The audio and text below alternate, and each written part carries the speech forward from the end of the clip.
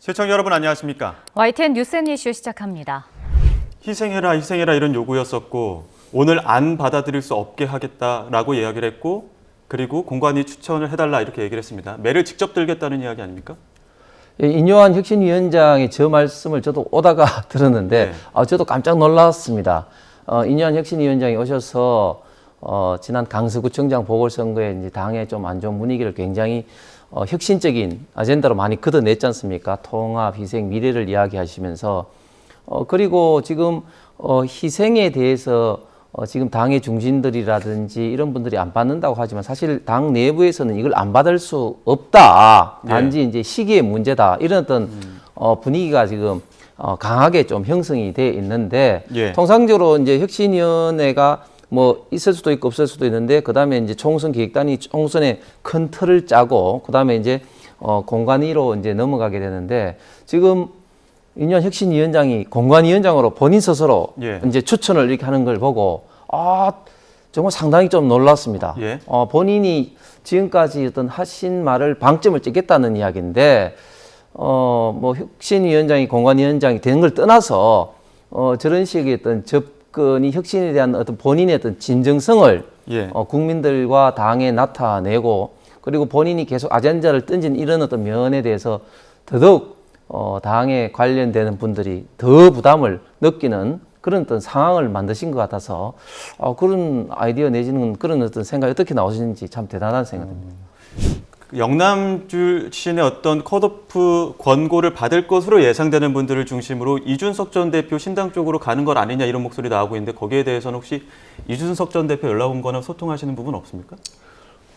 제가 뭐 그전에는 소통을 자주 했는데 최근에는 하지 못하다가 방송에서 제가 멘트를 하면은 이제 그걸 비판하는 식으로 지금 간접 소통은 이루어지고 있죠. 이준석 전 대표가 비판하고 있습니까? 제가 비판한 걸 이제 역으로 비판하는 그런 경우도 있죠.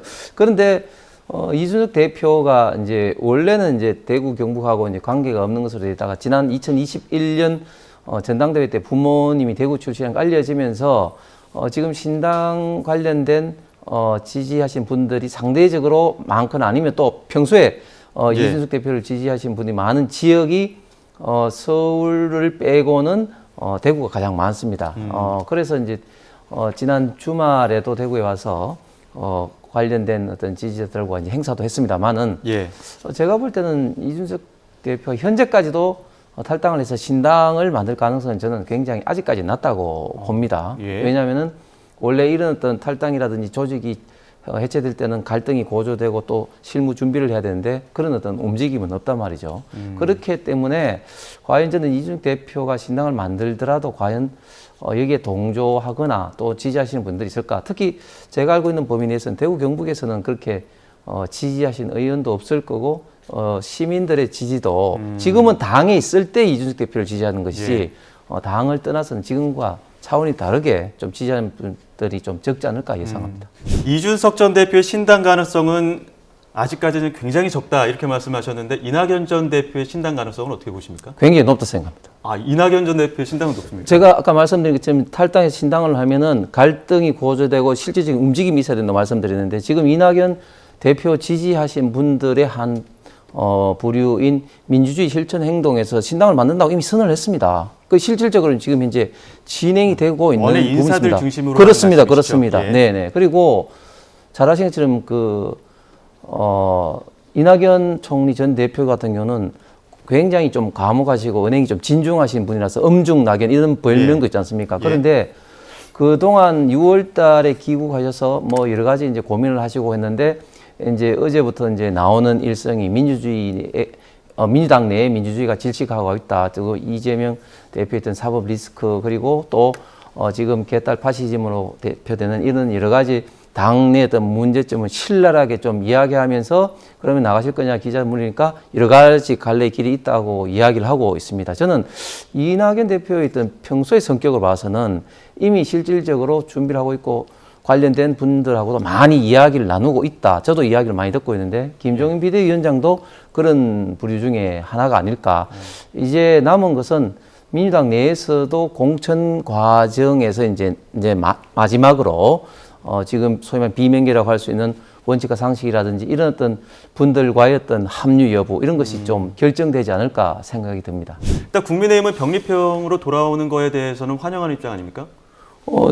저희들은 처음부터 이제 병립형을 주장을 했죠. 예. 왜냐하면 이제 선거제라는 게 뭐 어떤 것은 뭐 선이고 어떤 것은 뭐 악일 수는 없습니다. 장단점이 이제 다 있는데 결국은 저도 이제 전원회의에서도 그런 이야기를 했지만 가장 중요한 것은 주권자인 국민의 의사가 왜곡돼서는 안 되고 심하게 말해서 이제 사기를 쳐서는 안 된다고 생각합니다. 위성 정당이라는 것은 주권자인 국민 의사에 반하는 어떤 사기치는 그런 행위 아니겠습니까? 그러면서 지난 20대 말에 21대 국회의원 선거에서 선거제를 논의할 때 저희들은 처음부터 그때도 이런 어떤 병립으로 가서 위성정당의 위험이 있으니까 하지 말자고 했고, 그런데 민주당은 뭐 그 위성정당 안 만든다 하다가 결국 이제 만들었습니다. 사실은 이런 문제에서부터 민주당은 과거에 어떤 잘못에 대해서 사과를 좀 해야 될 것 같고, 예. 저는 지금의 어떤 민주당의 논의는 어느 어떤 것이 더 옳은지는 정확히 모르겠습니다. 그러나 저희들은 시종일관 지금 위성정당 방지법을 만들어서 병립형의 어떤 위성정당을 막기 위한 이런 어떤 조치는 굉장히 좀 자의적인 조치고, 그러면은 무엇이 위성정당이냐 이런 어떤 전제부터 해서 이게 또 헌법에 또 걸리는 또 문제일 수가 있습니다. 그렇기 때문에 예. 굉장히 좀 어려운 문제입니다. 그렇기 때문에 빨리 이 선거제가 좀 정리가 좀 됐으면 좋겠습니다. 예. 1심 선고까지 3년 10개월이 걸려서 이 부분을 좀 비판하는 지적들이 있더라고요. 말이 안 되는 거죠. 기소된 지 3년 10개월 만에 이제 됐는데, 이전에 담당했던 그 부장판사가, 김미리 판사가 준비 기일만 1년 3개월 끌었습니다. 그분이 이제 우리 법 연구회 출신으로 준비 기일만 1년 3개월 끌었다는 건 이건 말이 안 되는 이제 것이고, 지금 울산 이 사건은 정말 천인공노할 민주주의 좀 테러입니다.